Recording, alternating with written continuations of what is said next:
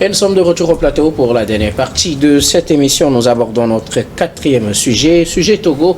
Kodjo Adedje, président de la nouvelle Assemblée nationale. Les députés de la première législature de la 5e République ont procédé ce vendredi 14 juin à l'élection de 13 membres du bureau de l'Assemblée nationale, conformément aux dispositions du nouveau règlement intérieur de cette Assemblée nationale. Il faut dire que les travaux ont été dirigés par le doyen d'âge, le professeur Aimé Goguet du parti ADI, et ont conduit à l'élection du président, le ministre d'État Kodjo Sevon Tepe Adedje a été élu président donc de l'Assemblée nationale avec autour de lui d'autres vice-présidents. Donc permettez que je donne la composition maintenant de ce bureau de l'Assemblée nationale et qu'on ouvre le débat avec donc nos invités en studio. Comme je le disais, il s'agit donc du président de l'Assemblée Kodjo Sevon Tepe Adedje. Il sera accompagné comme premier vice-président de Madame Zoureachou Kassa Traoré comme première vice-présidente, Balgeboa Kagbeni, deuxième vice-président, Komla Dojiko Kuruko, troisième vice-président, Ayao Djreke, quatrième vice-président, Mohamed Ourosama, cinquième vice-président, et Madame Myriam Dossou, sixième vice-présidente donc de l'Assemblée nationale. À côté de ces vice-présidents, les postes de questeurs, et on en a eu trois finalement, trois questeurs. Le premier questeur, c'est Sourou Pacha, qui est le premier questeur, Akwele Adam Letela, son deuxième questeur, et Tchekere Namouni, troisième questeur. On a également élu trois secrétaires parlementaires. Kofi Gani, premier secrétaire parlementaire, Madame Dianchi Ameyo Mboma, deuxième secrétaire parlementaire, et Sinou Siklengbe, troisième secrétaire parlementaire. Il faut dire que ce bureau est élu pour un mandat de 3 ans renouvelable. Et donc voilà la composition du nouveau bureau de l'Assemblée nationale. Au Togo, nous en parlons avec nos invités. C'est vrai, on a une composition qui est plus grande en nombre, si on le compare par exemple à la dernière législature de la 4e République. On a eu des augmentations à certains niveaux des vice-présidents et autres. On aura le temps d'en parler. Je commence donc par vous, Adam Adjonou. L'Assemblée nationale togolaise a un bureau. Donc la session de droit est en train donc de faire ses au revoir et laisser sa place au bureau normalement constitué qui sera dirigé par Kodjo Adedje. Oui, vous l'avez dit, je pense que le Togo est en train de franchir un nouveau cap lié donc à la composition de son hémicycle avec l'élection de ce nouveau bureau dirigé désormais par Kodjo Sevon Adedje comme président de l'Assemblée nationale.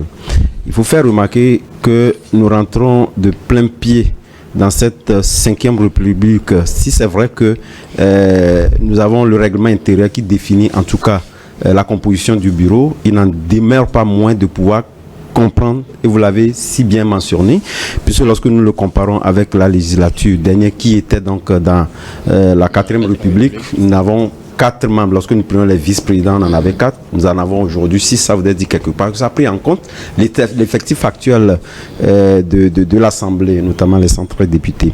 Mais au même moment, je pense que c'est un parcours assez mérité.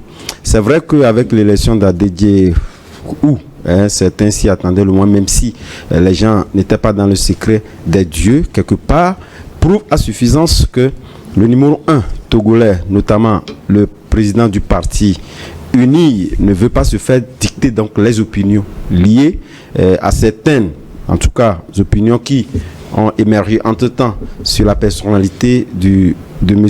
Adedje que nous connaissons véritablement a un parcours mérité et un parcours assez futé en ce qui concerne donc son ascension au sein du parti, mais également a eu véritablement également à marquer son temps. Vous savez, l'homme tout dernièrement ministre d'État et aujourd'hui président de l'Assemblée nationale, a eu un parcours brillant et partout il est passé. Je pense que certains, si je m'en souviens, lors au ministère du Commerce, où les gens estimaient que c'est un meneur d'hommes. Depuis qu'il est arrivé à ce ministère-là, je rappelle, lorsque vous prenez par exemple en 2020, en pleine crise de Covid-19, c'était l'unique ministère, je veux bien dire, qui a su véritablement donc consommer tout son budget. Pour la simple et bonne raison qu'il avait véritablement des il y avait des urgences à régler, notamment les voitures des directeurs régionaux qui n'avaient jamais eu, les gens se plaignaient. Et il a eu un secrétaire général, notamment Dr Abbé, qui lui a dit véritablement, voilà les problèmes que nous avons. Il a dit, mais comment on peut avoir ces genres de problèmes en laissant nos directions généraux à l'intérieur du pays sans qu'il y ait des moyens de locomotion. Et comme je l'ai dit, tout de suite, il a mis les moyens en place véritablement donc pour faire en sorte que ces directions généraux-là soient donc dotées de voitures. Mais au même moment, je pense que son parcours a été aussi marqué lors du sommet Union Européenne Togo, où pratiquement aujourd'hui, lorsque vous arrivez, il se dit, on ne peut pas avoir un ministère du commerce en plein centre de la ville de Lomé et abriter un tel sommet. Il a également mobilisé les moyens pour qu'on ait cet édifice-là aujourd'hui qui fait la fierté, en tout cas, du Togo au cœur de la ville de Lomé. Et je pense que lorsque nous allons les multiplier, c'est vrai que lorsqu'il était à la direction des douanes et droits indirects, il a eu également marqué son parcours. Lorsqu'il était également commissaire général de l'OTR, après naturellement la Gapéry, c'est quelqu'un également qui a fait également ses preuves. Donc je me dis c'est un parcours assez mérité pour ce natif de Zio, qui va encore imprimer une nouvelle marque à la tête de l'Assemblée nationale, parce que lorsque vous prenez quelqu'un qui est un travailleur, n'en déplaise à ceux qui prennent au cassandre, qui vont estimer véritablement qu'il y a d'autres alternatives. Et aujourd'hui, la preuve est que justement ce qui a été dit sur l'homme avant même ces élections voudrait dire quelque part que l'on a pu apporter la preuve. Ça voudrait dire quelque part il y avait des orientations pour véritablement, en tout cas, affaiblir l'homme et ne pas le voir à l'ascension. Je pense que Kodio Adéji en un moment donné également a payé de sa proximité avec le chef de l'État.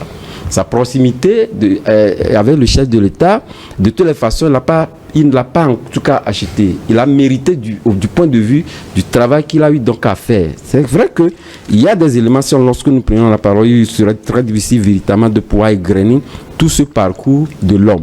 Mais au même moment, revenons donc à cette politique-là, on a pris un érudit en tout cas, des premières heures du parti Union pour la République qui va diriger un bureau d'abord renouvelé à 100% pratiquement, même si nous avons quelques 2 ou 3 personnes qui sont reconduites, en tout cas qui étaient dans l'ancienne en tout cas législature, qui sont reconduites. C'est un bureau à 100% renouvelé.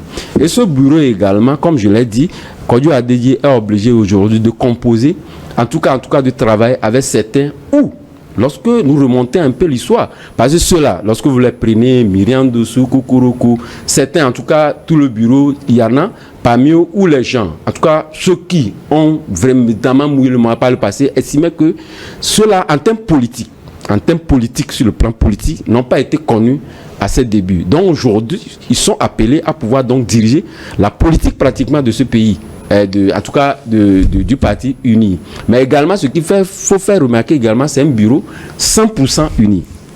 Contrairement naturellement au bon sens qui aurait bien voulu que, même si les partis de l'opposition, nous en avons que 3 après le refus de l'ANC de siéger à l'Assemblée nationale, nous avons quand même des partis de l'opposition qu'on pourrait véritablement donc opter dans ce bureau-là et éviter qu'on ait un bureau 100% uni pour justement, comme j'ai toujours l'habitude de le dire, de pouvoir véritablement, si tel est que ne pas en tout cas désorienter la politique du parti, faire en sorte que ces opinions-là puissent être prises en compte pour polir en tout cas ce qui va être fait au sein d'une, puisque je l'ai dit, la vitalité d'une Assemblée nationale, c'est véritablement le débat contradictoire. Mais n'en déplaise, de toutes les façons, le débat se fait à l'Assemblée, même s'ils ne sont pas au niveau du bureau, ce qu'on aurait bien évidemment souhaité, tel n'a pas été le cas. Je pense qu'ils sont quand même à l'Assemblée pourront mener ce débat contradictoire. Merci beaucoup.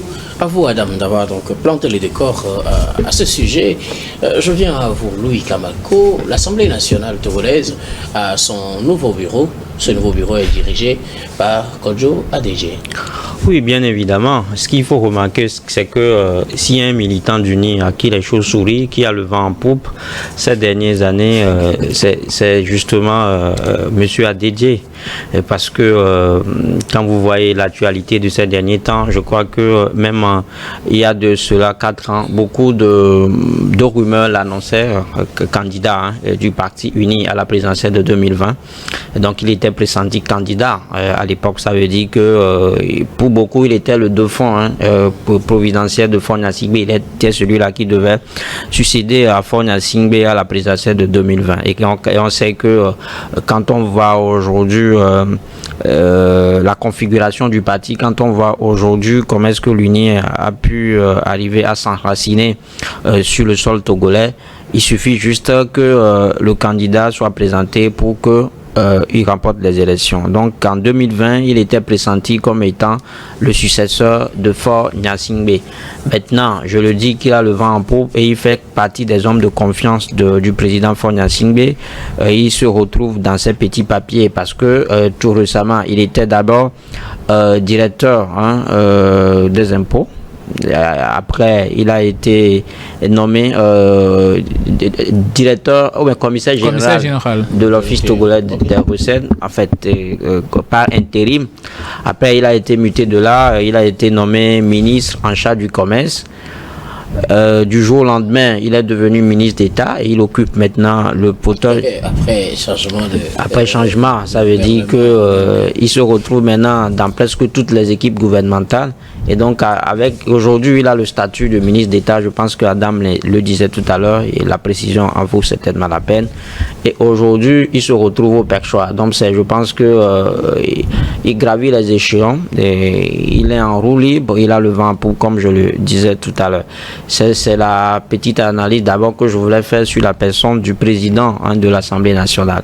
Maintenant, revenant à l'ensemble du bureau, je crois qu'Adams l'a dit, on voit qu'aujourd'hui, ce bureau n'est composé que des députés unis. Ça veut dire que les symptômes en fait du parti unique sont désormais visibles. On fait face à une assemblée monocamérale et le débat... Non, pas monocaméral, puisque après il y aura quand même le Sénat qui arrive. Donc, bon, l'Assemblée nationale, bon, l'Assemblée après tout c'est deux chambres. Hein. Il y a, bon, en fait le Parlement c'est le Parlement c'est de mettre deux chambres. Il y a l'Assemblée nationale et le Sénat. Moi je parle de l'Assemblée nationale, je ne parle pas du Sénat. Vous parlez de l'Assemblée nationale. Voilà, je parle de l'Assemblée. Voilà, il soit le premier palier. Donc voilà, donc je crois que c'est ce qu'il y a de dire. Maintenant, quand vous voyez la composition du bureau même, vous avez 4 ministres, parce qu'il y a Dédié même, comme je le disais tout à l'heure, occupe actuellement le portefeuille du ministre en charge de l'urbanisme. Dans un gouvernement qui a démissionné, et donc on suppose que quand les institutions vont se remettre en place, il y aura la formation d'un nouveau gouvernement. Donc, on attend de voir s'il va conserver toujours son titre de ce qui sera très très difficile, que ça dit que quand on lit entre les lignes, quand on voit ce que nous propose en fait le régime parlementaire, peut-être qu'on dira que les tests vont être là, mais on va faire autre chose. Parce que, tel que je vois les choses, on ne peut pas être ministre et en même temps député dans ce régime-là. Je suis président de l'Assemblée nationale. Justement. Et donc on oublie cette possibilité. On oublie cette possibilité. Ça veut dire qu'aujourd'hui, lui perd son portefeuille ministériel au même titre que des députés comme le professeur Dodi Kokoroko, qui est l'actuel ministre des enseignements primaires et secondaires de l'artisanat, Madame Myriam Dossou Dameda, qui est le ministre en charge du développement à la base, et Madame Zoura Kassa Traoré, qui est ministre en charge des infrastructures du transport, je crois. Donc, je pense que ces 4-là sont automatiquement à hôte du prochain gouvernement. Ça veut dire que cette équation unie a pu arriver à les résoudre à temps, parce que il se pose au sein du parti aussi un problème de leadership. Tout le monde veut occuper les postes parce que tous se disent qu'ils ont contribué à l'enrichissement du parti. Tout le monde se dit qu'ils ont contribué à ce que UNI ait cette majorité-là, 108 sur 107 députés à l'Assemblée nationale. 113. Ça veut dire que tous aspirent justement à gouverner, tous aspirent à un poste de responsabilité. Je le dis parce que quand vous voyez aujourd'hui qu'on nous dit que le nouveau règlement, le règlement intérieur qui est là, est arrimé, ou bien ça rime en fait à la nouvelle constitution, et on nous propose un mandat de 3 ans pour le bureau de l'Assemblée nationale. Ça veut dire que dans 3 ans, le bureau que dirige Adédié sera réélu. Et ça veut dire que tout le monde, ça veut dire qu'à UNI, on sait à peu près, on donne l'importance en fait à l'alternance, à l'alternance. Maintenant, la question qui se pose, pourquoi est-ce qu'ils ne pensent pas à une alternance au sommet de l'État. Est-ce que vous voyez?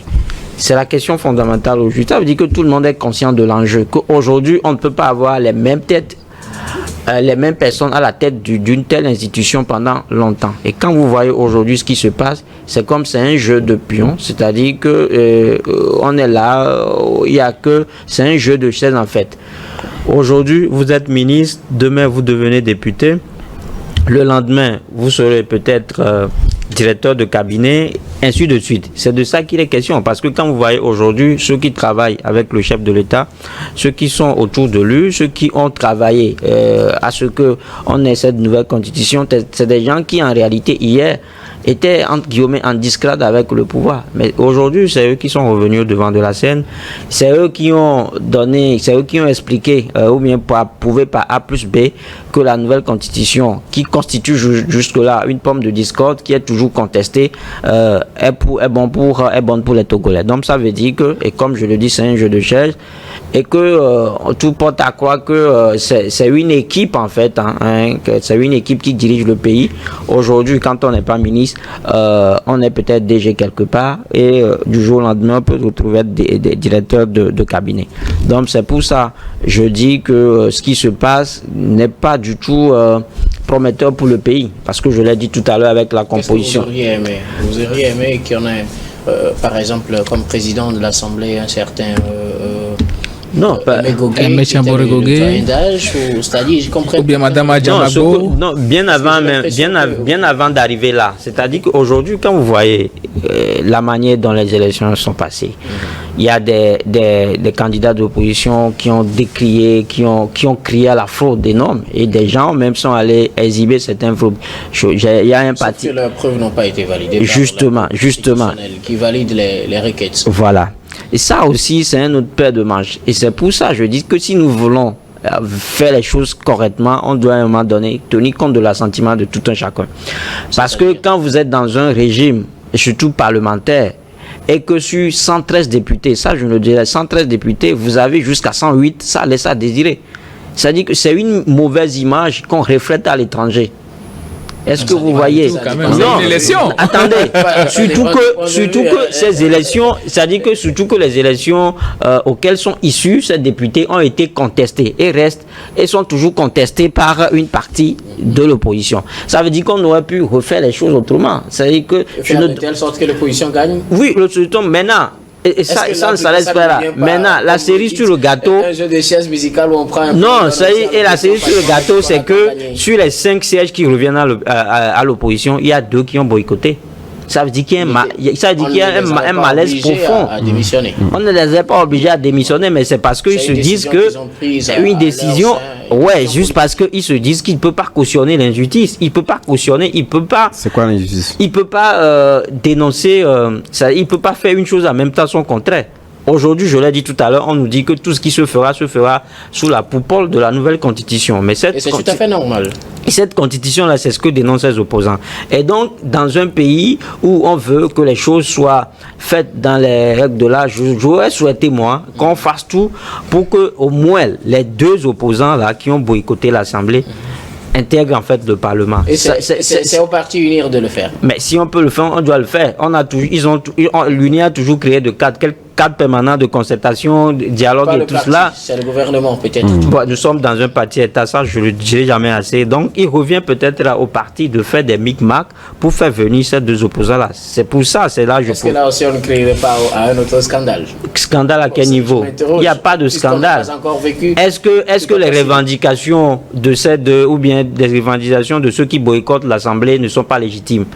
Est-ce qu'ils n'ont pas le droit aujourd'hui de constater cette constitution, surtout quand on sait que les conditions dans lesquelles la constitution a été adoptée laissent à désirer? La constitution a été adoptée par des députés qui assuraient, qui a été adoptée, c'est la même chose. Non, c'est pas la même chose. C'est la même chose. Donc, je pense que c'est pour ça que je dis que les revendications de l'opposition sont pour moi légitimes. Et si on veut faire les choses correctement, on aurait pu juste les écouter, on aurait pu prendre langue avec eux pour voir dans quelle mesure on peut arriver à les satisfaire. Merci beaucoup à vous, Louis Kamako. Alors, Gabin Adjao, le ministre d'État, Kojo Adedje est élu président de l'Assemblée nationale. Il a été élu par ses pairs le vendredi dernier.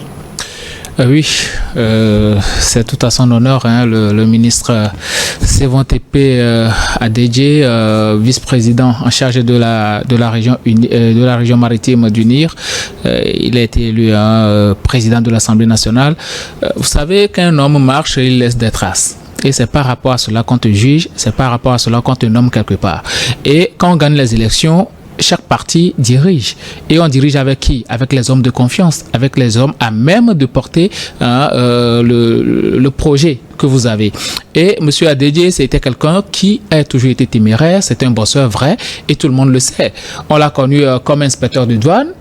Après, il est devenu, Adam a fait son parcours, il est devenu le commissaire général qui a remplacé Gaperi, alors que c'était un projet qui venait de naître. L'OTR, combiner les impôts et en même temps les autres, c'était quelque chose qui venait de naître. Et ce monsieur-là a su poser quand même les bases de la bonne gestion de l'OTR. Et aujourd'hui, on voit le résultat. L'OTR est cet office-là qui apporte beaucoup plus en termes d'argent au niveau du budget national. Donc, c'est un monsieur qui a quand même travaillé et qui a apporté sa plus-value à la gestion. Après, il est venu, c'est vrai que bon, il est venu occuper le poste de ministre du Commerce, mais c'était dans une période assez critique. C'était dans une période assez critique, période Covid, où il y avait tous les dangers possibles, mais quand même il a essayé de faire ce qu'il pouvait, même si on peut lui reprocher un certain nombre de choses, mais un ministère composé aussi d'un service technique, et s'il donne des ordres et que ce service technique-là n'exécute pas, moi-même j'ai eu à lui reprocher à chaque moment ici que bon, les prix sur les marchés, il faut vérifier les choses et tout, mais il a quand même su faire ce qu'il pouvait, mais il ne peut pas se promener à chaque moment sur les marchés pour vérifier les prix. Les services techniques, pour moi, n'ont pas su véritablement faire leur travail. Après, il a occupé quand même le poste du ministre d'État, poste qu'il occupe encore aujourd'hui, ministre d'État, ministre de l'urbanisme et tout. Donc, c'est quand même un monsieur qui ne sait pas, qui ne s'est jamais empêtré dans le matu vieux et autres. Il s'est beaucoup plus attelé à son travail. Et je pense que c'est ce travail-là qui lui vaut cette place qu'il occupe aujourd'hui. Occuper la place du président de l'Assemblée nationale dans un régime parlementaire, c'est beaucoup de travail. Ce n'est pas du n'importe quoi. L'Assemblée nationale aujourd'hui est devenue... C'est une consécration. C'est une consécration et en même temps un poids pour qu'il fasse encore mieux. Parce que vous travaillez pour une nation... Une pression. Où quelqu'un qui vient et on dit aujourd'hui, le centre même, le cœur du pouvoir, c'est au niveau de l'Assemblée nationale. Et on dit, voilà, vous êtes choisi pour être le président de cette Assemblée nationale-là. Ça veut dire que vous avez un poids sur vous. Vous devez tout faire pour pouvoir aider à ce que les populations vivent bien, pour pouvoir aider à ce que les populations se sentent véritablement en vous. Mais quand tu vois même la composition du bureau, tu sens que ce sont des gens aguerris. Quand nous prenons juste le professeur Doji Kokoroko, mais dans le gouvernement précédent, on peut dire que dans le gouvernement démissionnaire, on peut dire que c'est l'un des meilleurs ministres. Si ces messieurs-là se retrouvent aujourd'hui à la tête du perchoir, ça veut dire que ce sont quand même des gens assez aguerris, ce sont des gens qui sont quand même compétents à pouvoir travailler pour le pays. Donc pour moi, M. Adedje à la tête de l'hémicycle aujourd'hui, c'est une bonne nouvelle. Pour moi, parce que c'est un monsieur qui travaille très bien, c'est un monsieur qui est assez téméraire, c'est un monsieur qui sait véritablement ce à quoi il est attendu. Et je pense qu'il va tout faire, puisque aujourd'hui on le dit toujours, tout mandat impératif est nul. Il ne va pas travailler pour le bien quand même d'un parti politique, mais il va travailler pour le bien de tout le Togo. Et c'est tout ce qu'on peut lui souhaiter aujourd'hui, d'avoir la tête bien posée, de toujours penser à l'intérêt national. Mais ce n'est pas que lui, parce que avant que le travail d'un président de l'Assemblée nationale ne se fasse bien voir, il faut avoir des députés à même de porter à bien ce projet-là. Et des députés qui doivent tout faire pour que le gouvernement qui sera issu même de cet hémicycle-là puisse bien faire son travail aussi. Merci beaucoup. À vous donc, Gabin Adjaro. Nous arrivons pratiquement à la fin de ce numéro de Regard Croisé. Mais avant de nous séparer, nous allons rapidement faire un dernier tour de table. Ce sera pour vos mots de fin sur un sujet de votre choix. Le temps est contre nous, donc vous allez aller très rapidement. Adam. Oui, vous savez, lorsqu'on veut nuire à quelqu'un, vous le rehaussez. Et justement, je pense que moi, je resterai sur cette élection de monsieur à Dédié Sévan Tépé comme président de l'Assemblée nationale, pour dire que en réalité, si le chef de l'État ne veut pas se faire dicter des orientations liées donc aux opinions des uns des autres, il va de soi qu'il fasse remarquer qu'en réalité le chômage politique est une réalité dans notre pays. Et je pense que cette 5e République résout bien ce problème-là. Nous avons 113 députés, nous avons un nombre suffisant de sénateurs qui viennent donner une orientation également aux seniors, ceux qui ont fait un parcours assez géant où pratiquement certains souffrent et restent à dos pratiquement du chef de l'État. Il va de soi qu'ils puissent donc se soustraire véritablement de ce cumul de postes-là qui réellement donc crée des frustrations au sein de son parti uni. Il faudrait véritablement qu'on puisse donc dispatcher les choses et éviter que une seule personne cumule donc des postes. Merci beaucoup à vous, Adam Adrono. Vous êtes journaliste, directeur de publication de Vision d'Afrique. Merci d'être passé sur ce C'est bon. Gabin Adjaro, vos mots de fin. Oui, je vais encore adresser mes félicitations à monsieur Tépé Kodjo Adédié, c'est bon, pour le parcours qu'il a fait et surtout lui dire que bon, maintenant il est quand même la tête la figure de pro quand même de ce Parlement là, c'est lui qui va présider et c'est pour 3 ans. C'est ce qui est encore bien. Ça veut dire qu'il faudra mériter encore pour être reconduit président de l'Assemblée nationale. Donc, on le sait, très travailleur. Véritablement, on lui souhaite bonne chance et à tout le bureau exécutif, on leur souhaite bonne chance. On va devoir les accompagner, mais qu'ils pensent véritablement à nous et au chef de l'État de tout faire pour quand même renouveler un tout petit peu ceux-là qui vont participer prochainement au gouvernement parce que bon, on a l'impression. Ah ben pourquoi pas, j'ai la tête et pourquoi pas toi-même. Donc véritablement bonne chance à ce bureau de l'Assemblée nationale puisque aujourd'hui c'est l'Assemblée nationale qui est quand même le cœur de pouvoir. Merci beaucoup. À vous, Gabin Adjaro, vous êtes juriste et directeur des cabinets Jurix Consulting. Merci d'être passé sur ce plateau. Merci docteur. Louis Kamako, vos mots de fin. Non, moi j'ai un coucou spécial à l'endroit de tous ceux qui nous suivent de lundi à vendredi, qui nous font vraiment des remarques, des suggestions. Et merci à eux, qu'ils sachent que nous n'avons pas la science infuse. Il peut arriver des moments où que nous faisions des analyses qui ne vont pas justement dans leur sens, donc qu'ils soient indulgents avec. Merci beaucoup à vous, Louis Kamako. Vous êtes journaliste et analyste politique. Merci d'être passé sur ce plateau. Merci aussi. Disons également merci à toutes les équipes techniques et rédactionnelles qui nous ont aidés à préparer et à présenter cette émission.